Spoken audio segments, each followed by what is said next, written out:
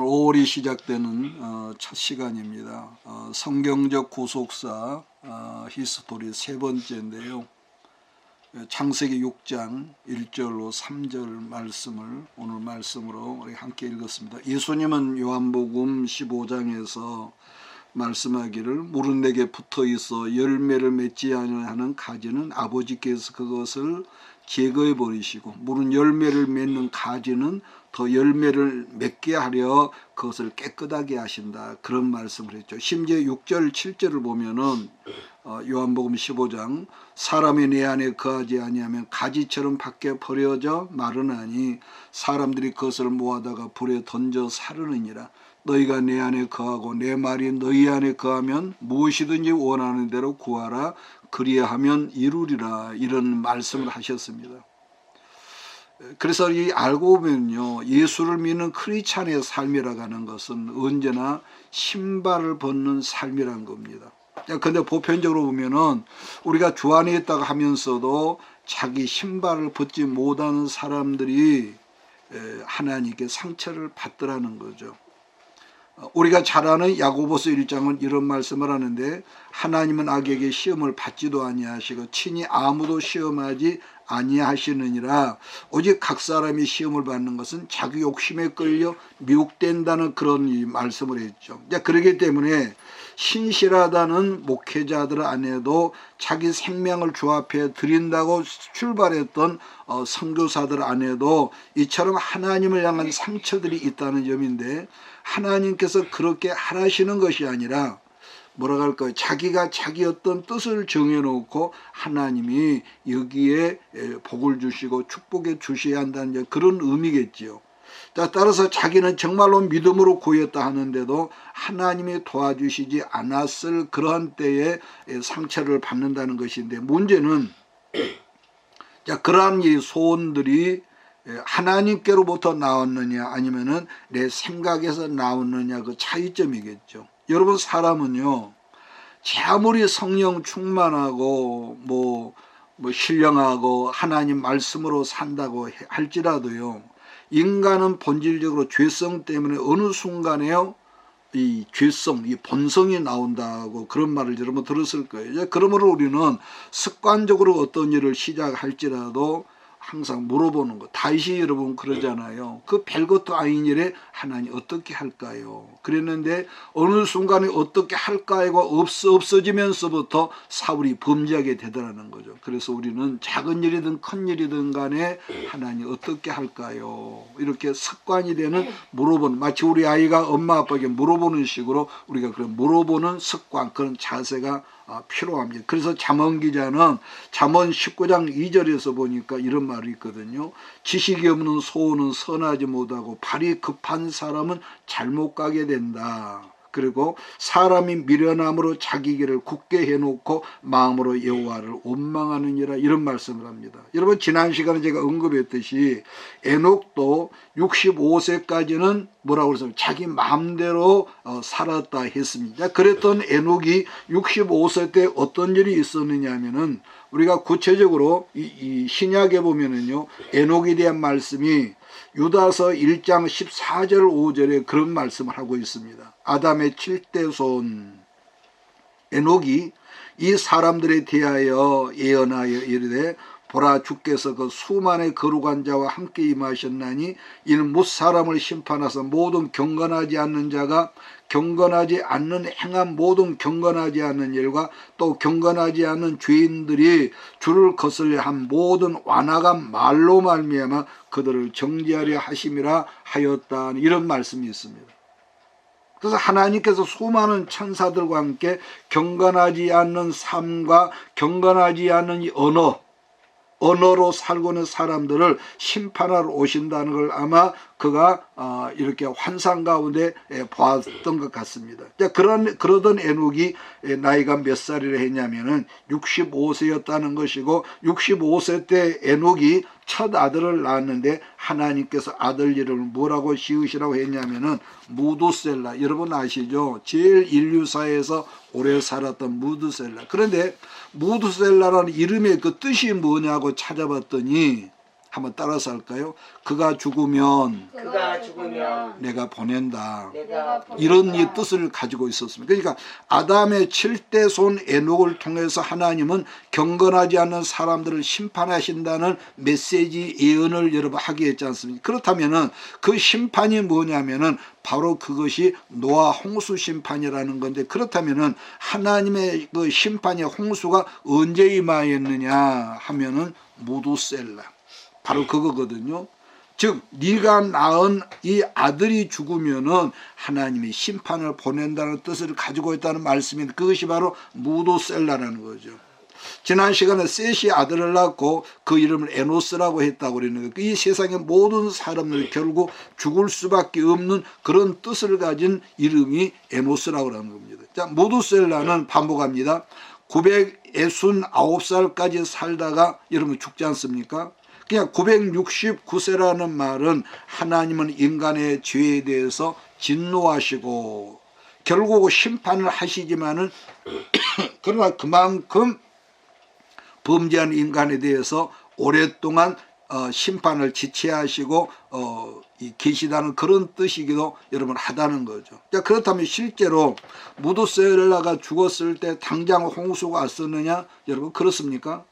여러분 에녹이 누구를 낳았다고 했냐면은, 여러분 이 성경은 이 창세기는 이 라멕이 둘이 있거든요. 하나는 이 가인에게 속한 이 라멕이 있고, 하나는 셋의 후손으로 라멕이 있습니다.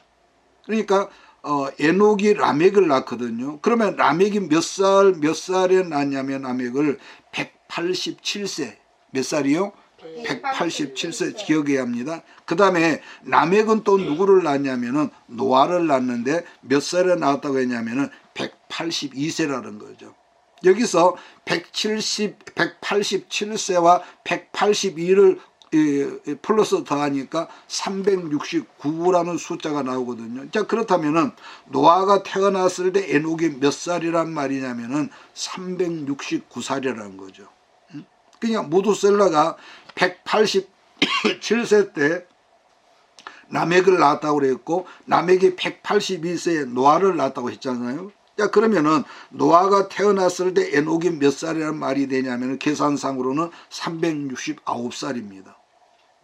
그러니까 창세기 7장 11절을 보면은 노아가 600살 되던 해에 그달 2월 17일에 성경을 보니까 하늘의 창이 열리고 땅이 갈라지고 땅 속에 있던 모든 지하수가 솟아올라서 홍수가 시작되었다, 이렇게 말씀하고 있는데, 그러니까 엄청난 비가 40일 밤낮으로 이 땅에 쏟아졌다는 거. 자, 그렇다면 그때가 노아가 몇 살이라고요? 600살. 그러면은 에녹의 나이와 라멕의 나이 369를 합하면 아까 몇이라는 숫자가 나왔다느냐?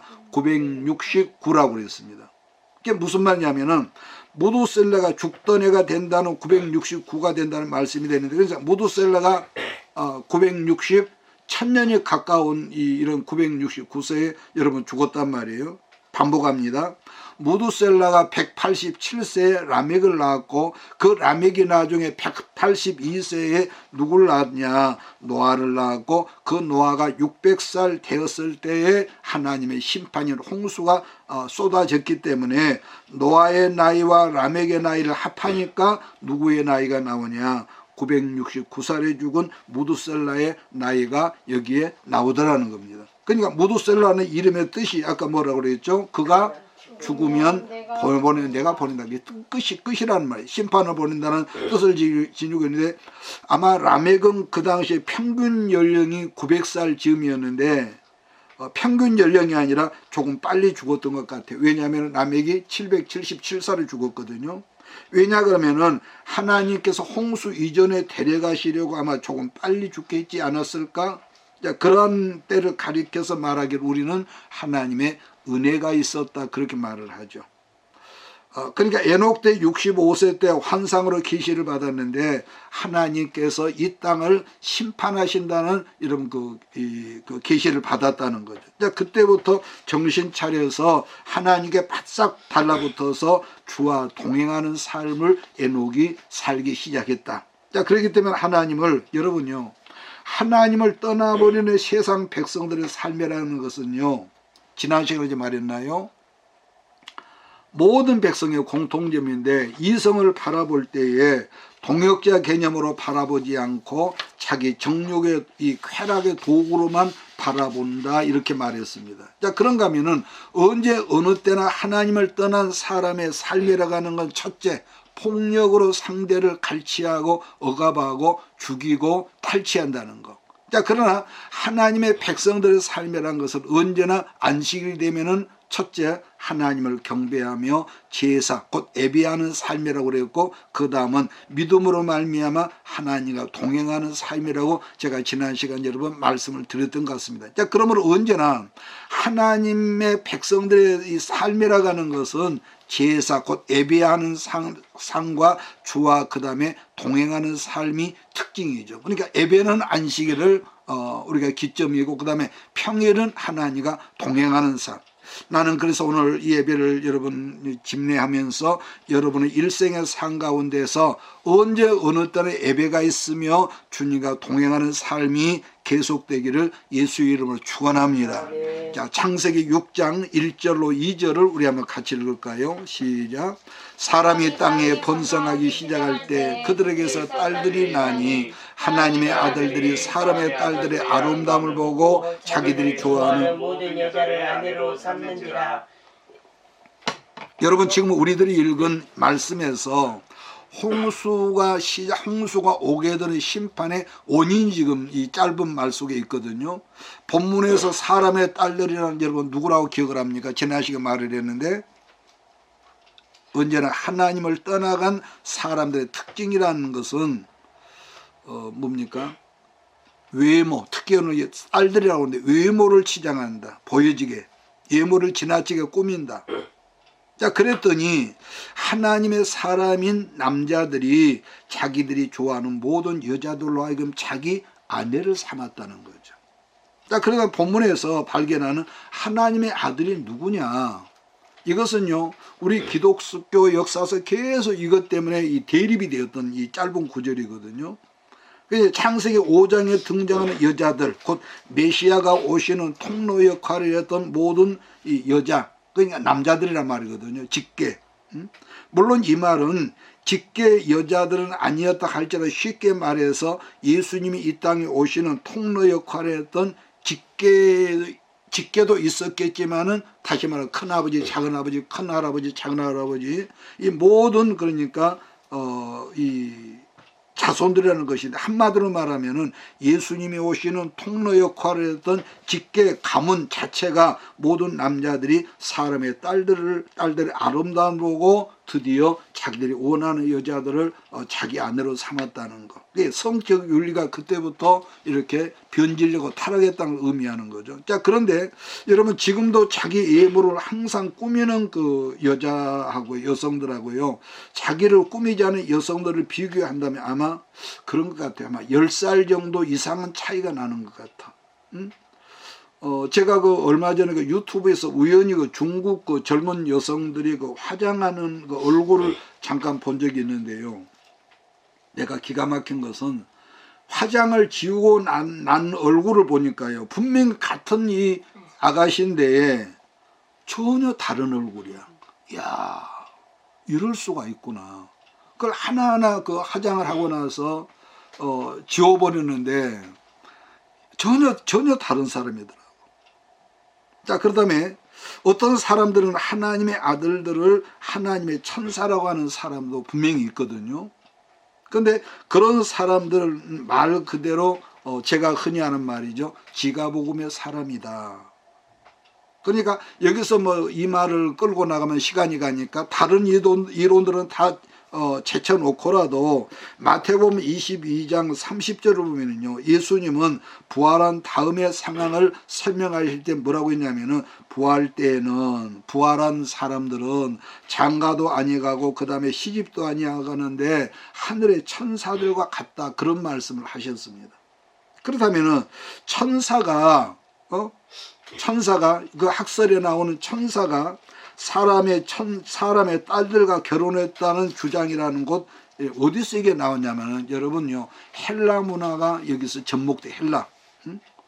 헬라 우리가 신화를 보면은요, 여러 잡동사니 신들이 많습니다. 그렇게 신들이 많은 것이 여러분 그리스 문화의 헬라 문화거든요. 그런데 그 특히 다른 건 놔두고도 손자신이 할머니 신에게 뿅 가가지고 그를 연애하다가 결혼한다는 그런 음란한 이야기들이 쌓여있는 것이 헬라 문화권이 헬라 신화입니다. 물론 창세기에 등장하는 하나님의 아들들을 천사라고 풀어놓는 신학자들도요, 근세나 옛날에도요, 아주 굉장히 많습니다. 심지어는 여러분 유대인의 그 멸망사를 그대로 기록했던 누굽니까? 요세푸스라는 사람도 하나님의 아들들을 천사라고 이렇게 그 말을 그렇게 풀었더라고요. 그런 경우는 물론 제 입장에서 말도 안 되는 이 해석이라고 봅니다. 왜 말이 안 되냐 한다면은 창세기에 등장하는 하나님의 아들들이 천사라면은 예수님이 말씀하는 전혀 여러분 딴판이란 말이에요. 다른 건 놔두고.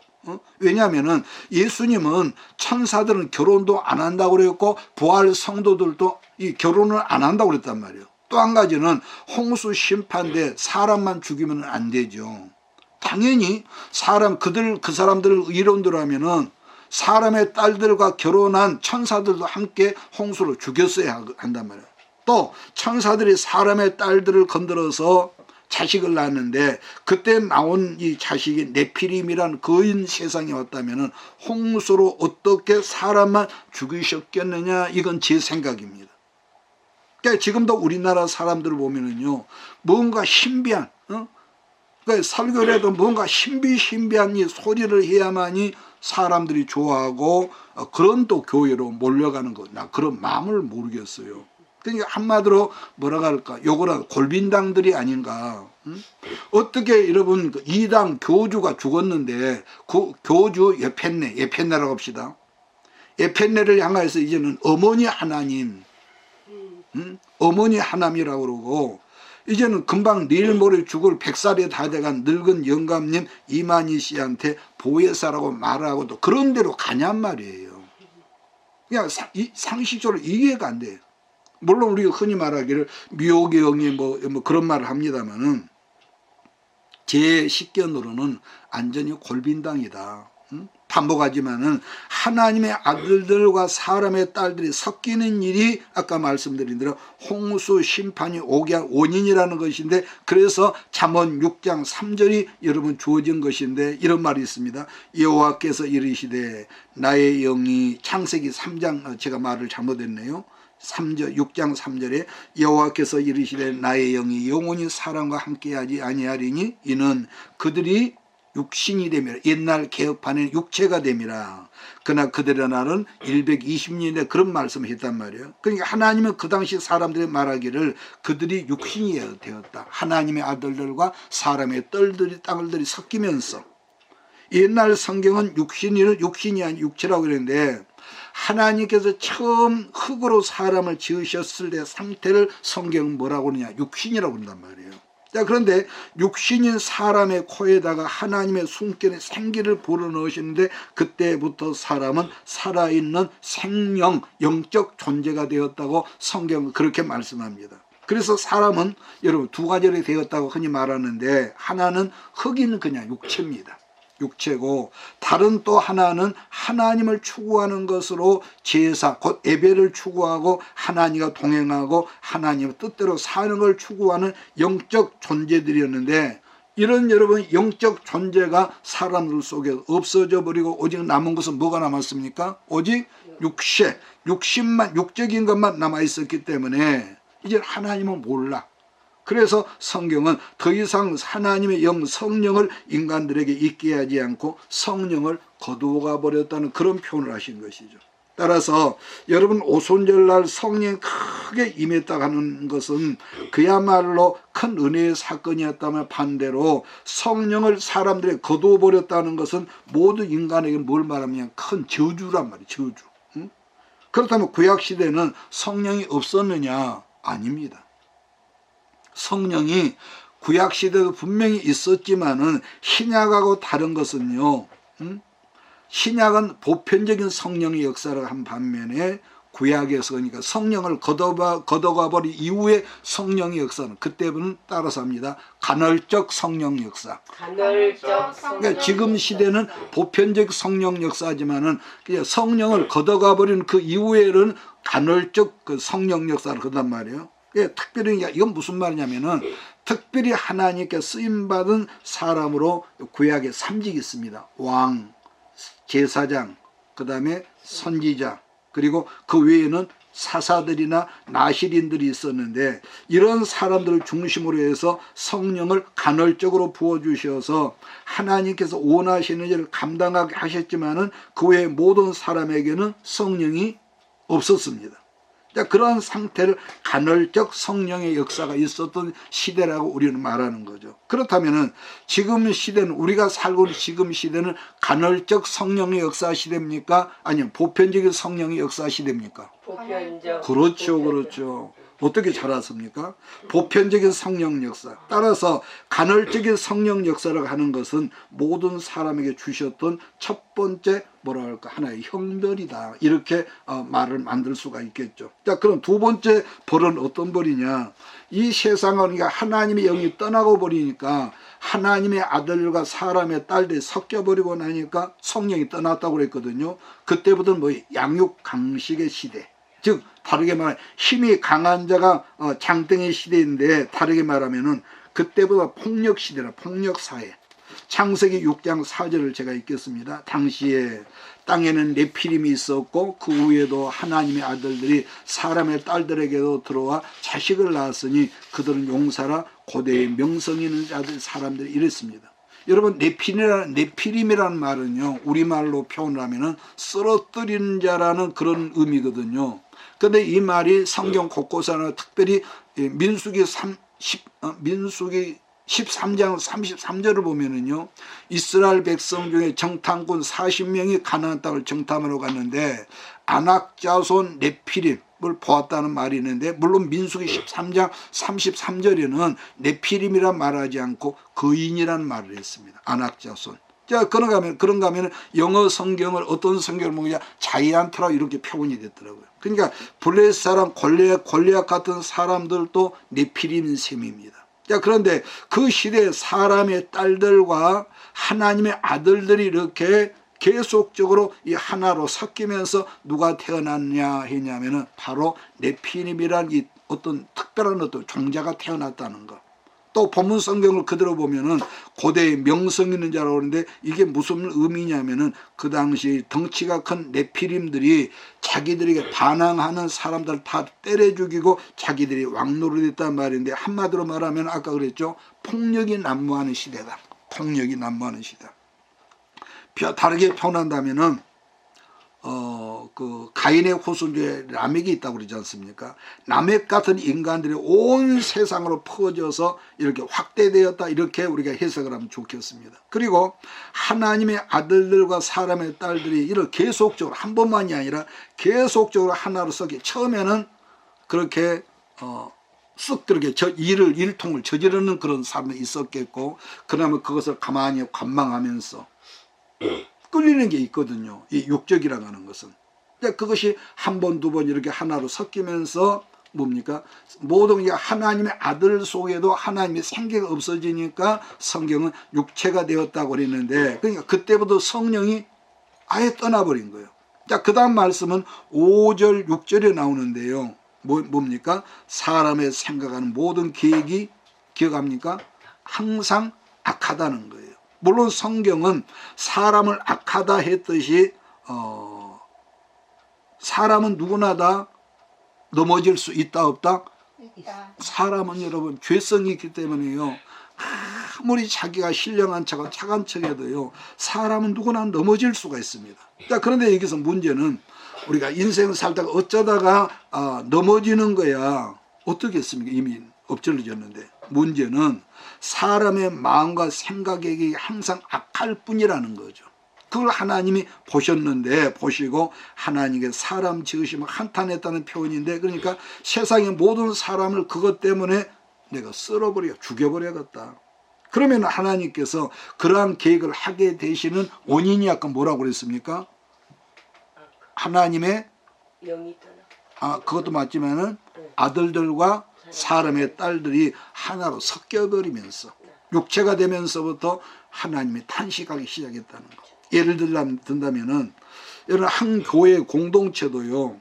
모든 교인들이 신실하고 착하고 말씀과 기도로 살려가는 그런 의로운 이런 분위기란 말이에요. 교회 전체가. 그런데 꼭 그중에 몇 사람, 두세 사람이 교회를 미꾸라지처럼 휘젓고 다닌다면은 어떻겠습니까? 어쩔 수 없이 대를 지어서 소를 뽑아서 내쫓아버려야 하는 거죠. 근데 문제는 온 교회 공동체가 다 더럽혀져 있고 한두 사람은 하나님 앞에 착하고 선하고 의롭다 한다면은 어쩔 수 없이 하나님께서 그 교회를 어떻게 하신다고요? 엎어버린다는 거죠. 감당할 수 없어. 물론 그러한 현상이 지금만 있는 것이 아니라 고대 시 옛날에도 있었다는 거. 바로 라멕 시대거든요. 그런데 하나님의 아들들과 사람의 딸들이 이렇게 계속적으로 하나로 섞이기 전에는 그래도 그때는 제사하는 사람들이 있었고 뭐하는 사람이 있었고 제사하고 예배하는 사람이 있었고 하나님과 동행하는 사람도 있었다는 거거든요. 우리가 본문을 보면은. 근데 한 예를 들어 말한다면은 그때는요, 예를 들어 사사시대 이런 일이 있었는데, 예를 들어서 어떤 동네에 살인 사건이 났습니다. 근데 문제는 이 동네나 저 동네나 A나 B 동네에서 또 있는 장로들도 이 사건을 누가 저질렀는지 아무도 그걸 몰라. 모른다는 거예요. 그러면은 그 죄값을 이 동네 사람들이 받아야 한단 말이에요. 응? 이 죄값을. 그랬을 때 그 사건으로 말미암는 피 흘리는 짐승 제사를 하나님께 속죄제를 드리면 그 동네에 죄가 없어진다? 그대로 있다?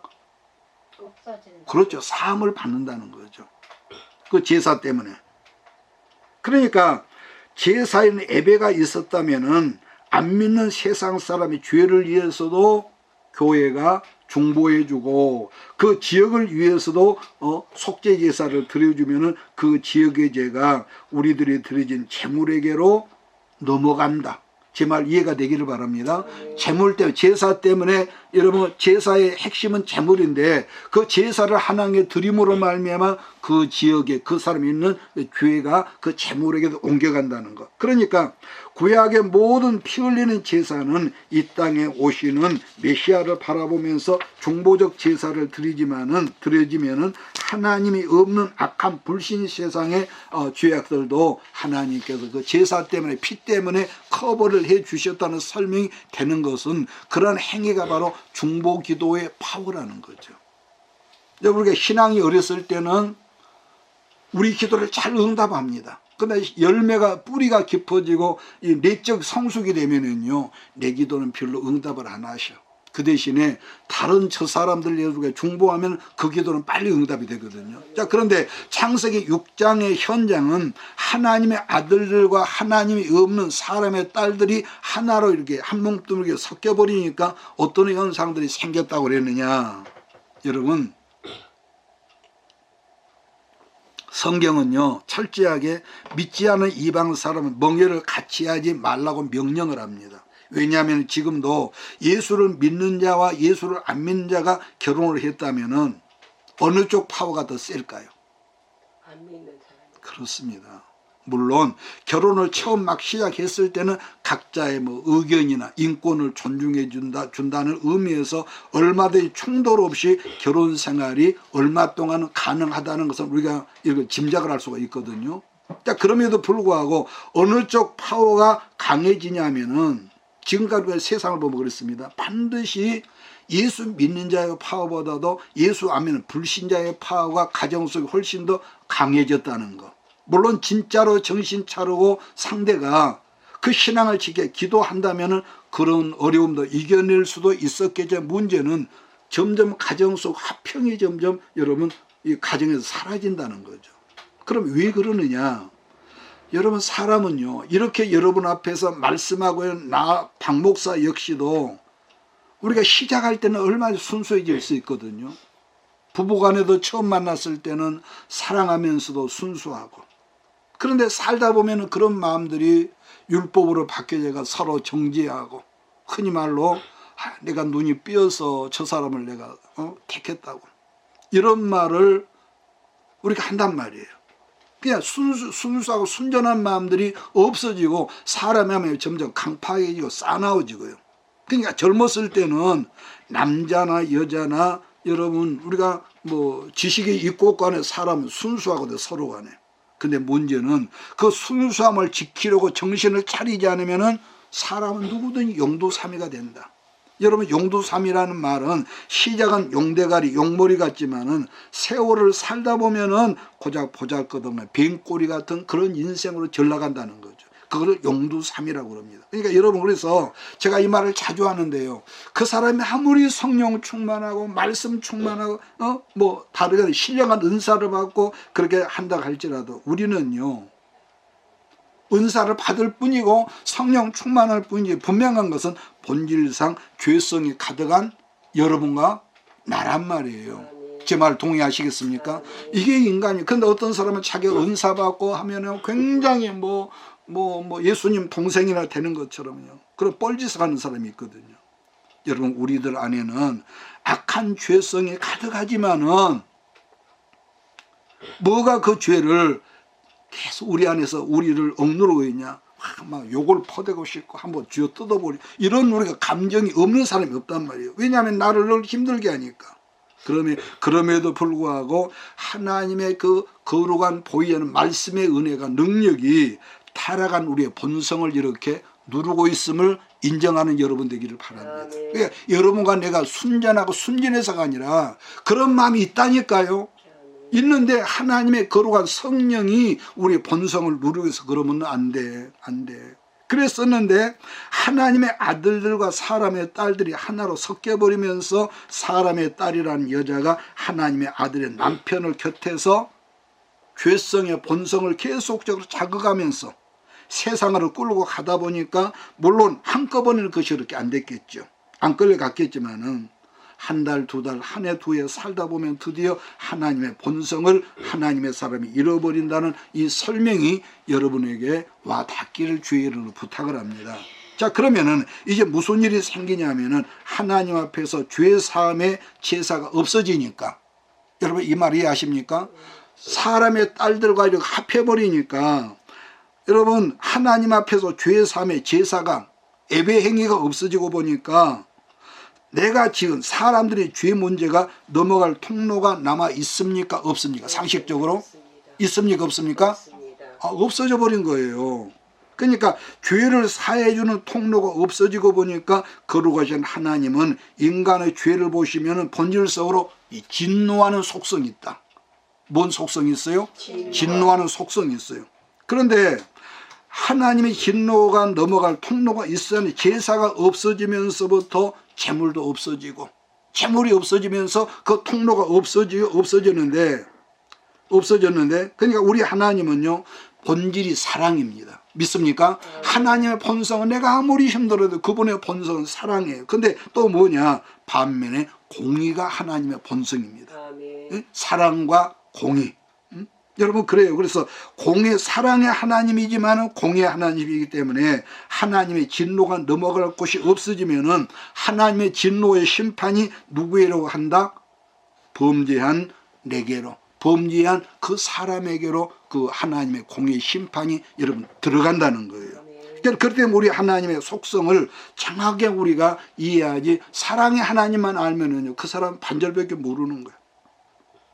따라서 반복합니다. 하나님의 그 심판이 넘어갈 곳, 제사, 그 제물에 피가 있으면은 내가 여러분하고 내가 받아야 할 하나님의 저주의 심판이 그 어디로 간다고요? 어디로 간다고요? 그 제물에게로 들어간다니까요. 이걸 저는 분명히 우리가 이해를 해야 합니다.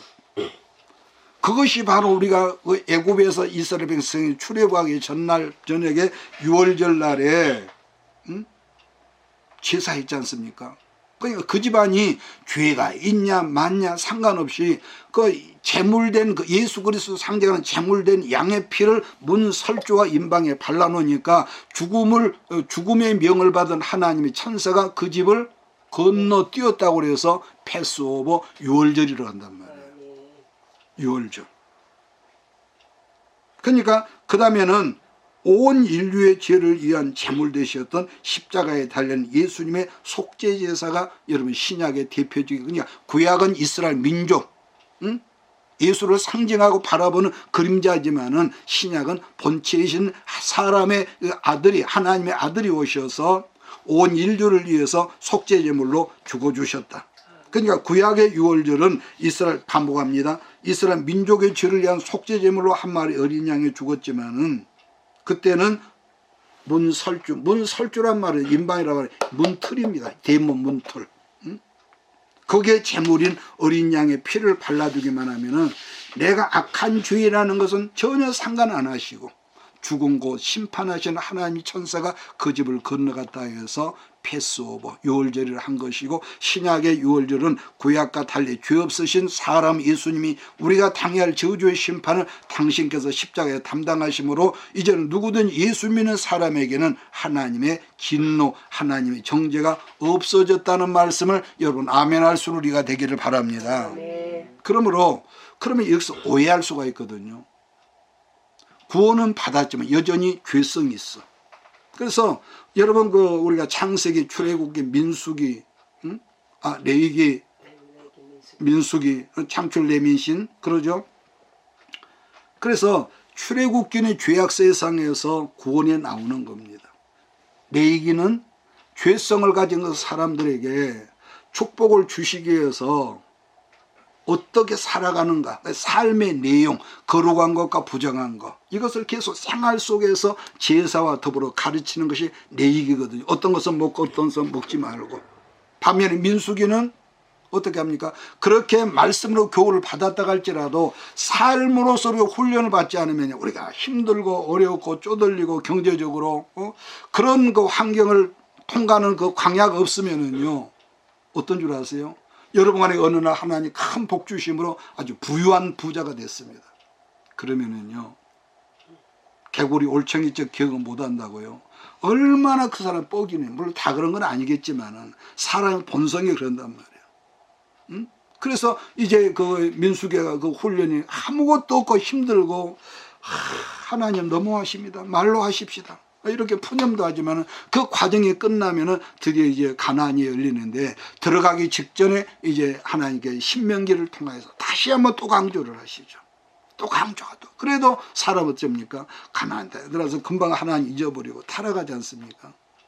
그래서 그러기 때문에 비록 죄성이 있고 이 악한 것이 있을지라도 예배가 끊어지지 않고 제사가 끊어지지 않으면은 말씀을 통해서 우리가 가는 길을 보여주신다는 이 말씀인 거죠. 그래서 하나님의 아들들과 사람의 딸들이 하나로 섞여버리니까 이제는 하나님과 동행하는 삶이 끊어져 버리고, 제사가 끊어지고 보니까 인간의 죄가 넘어갈 곳이 없고 인간의 죄 문제가 넘어올 것이 없는 상태에서 인간들이 계속적으로 반복적으로 죄를 지으니까 성경은 죄가 관영했단 말은 목에까지 차올랐다. 드디어 그 죄인들을 썰어버리는 하나님의 심판의 작업이 홍수 심판이라는 것. 그렇다면은 여러분, 죄인들을 썰어버렸다면 하나도 남김없이 다 썰어버려야겠는데 외가 있었다.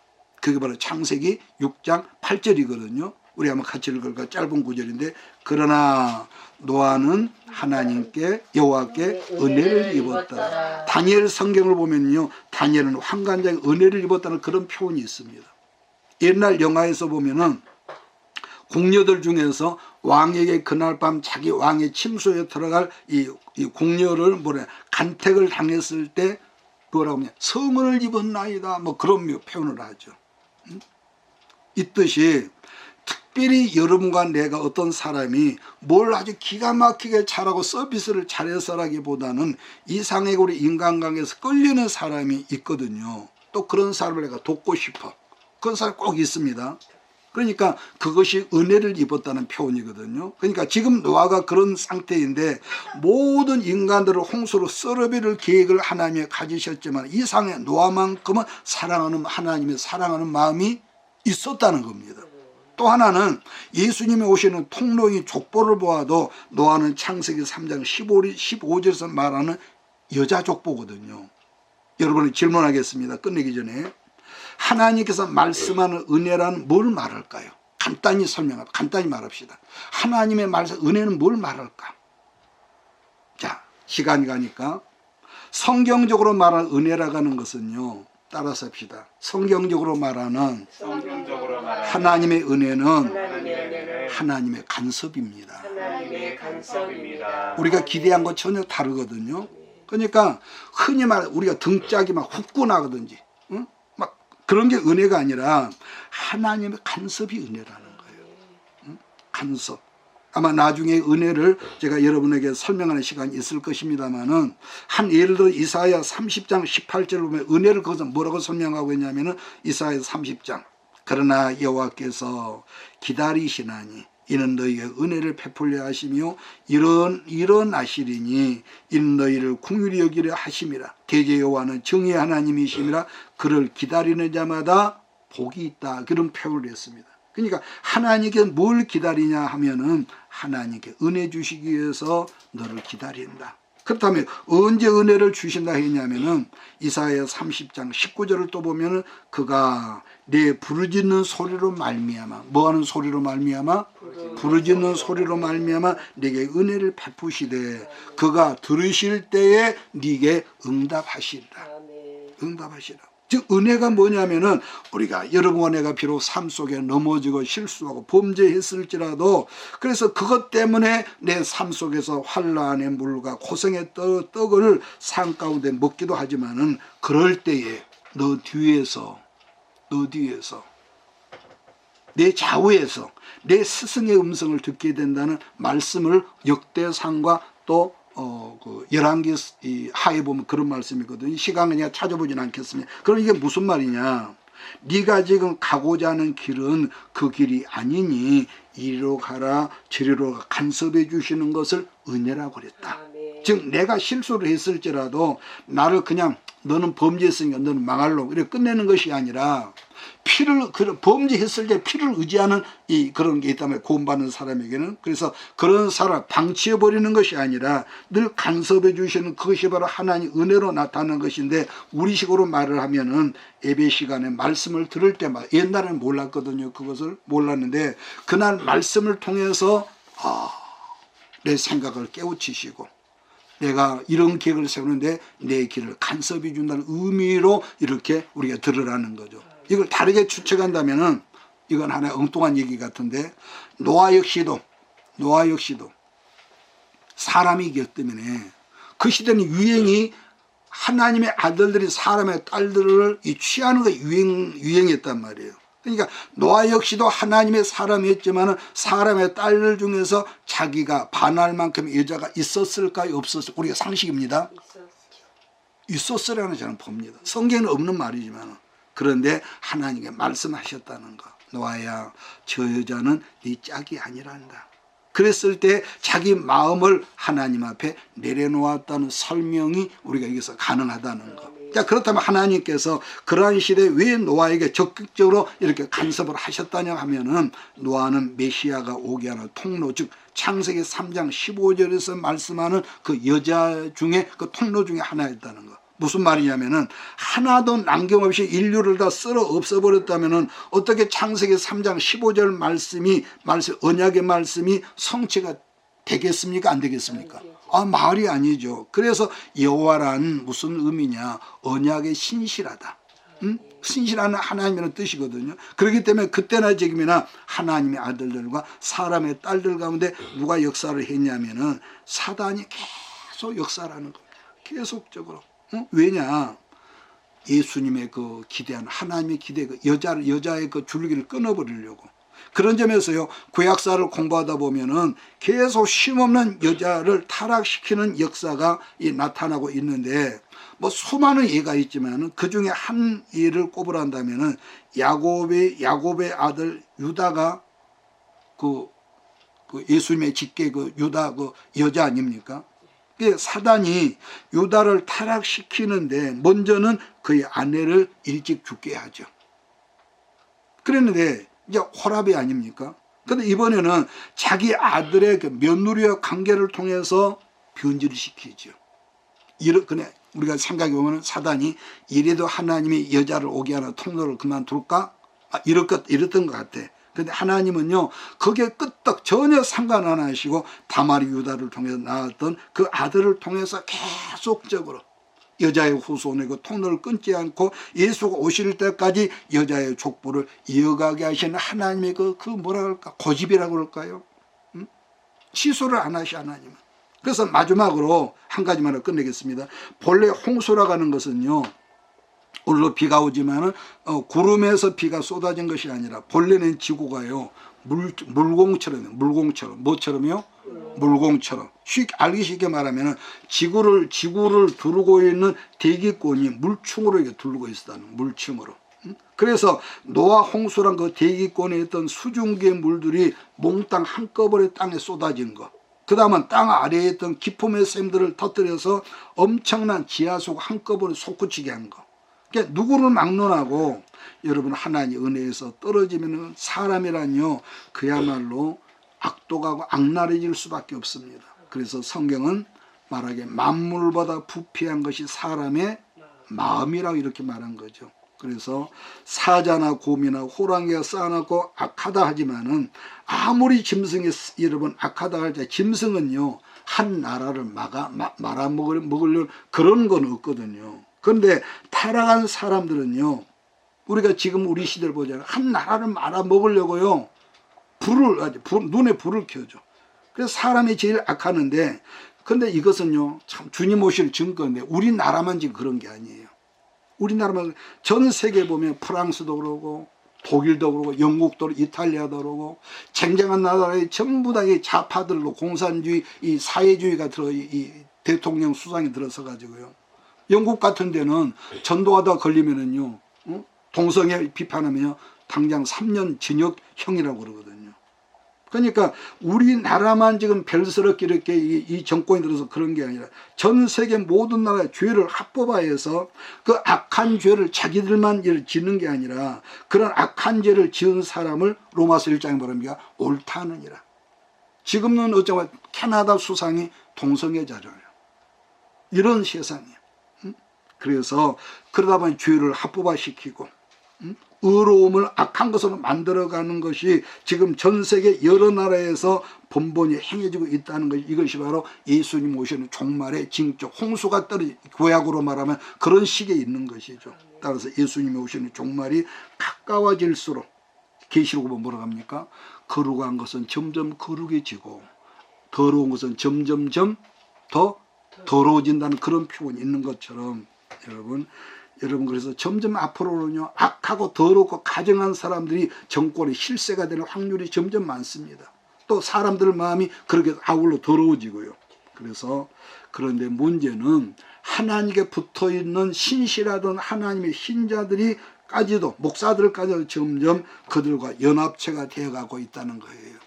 그래서 멀쩡하던 큰 교회 목사들이 WCC에 가입을 하고 동성애가 인권이니까 존중해야 한다고 이런 시대에 우리가 살고 있습니다. 그래서 우리가 정신 차려서 우리가 주님 오시는 길에서 끊어지지 않고 하나님 앞에 우리가 영광 돌리는 최후 승리하는 여러분 우리 모두가 되기를 주의로 축복합니다. 이것이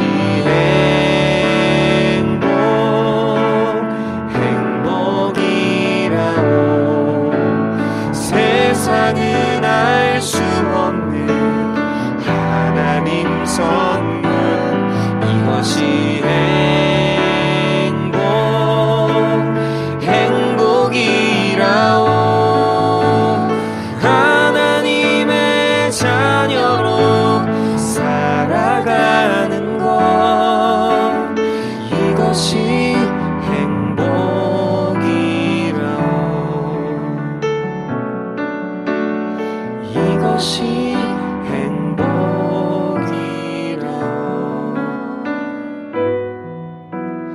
이것이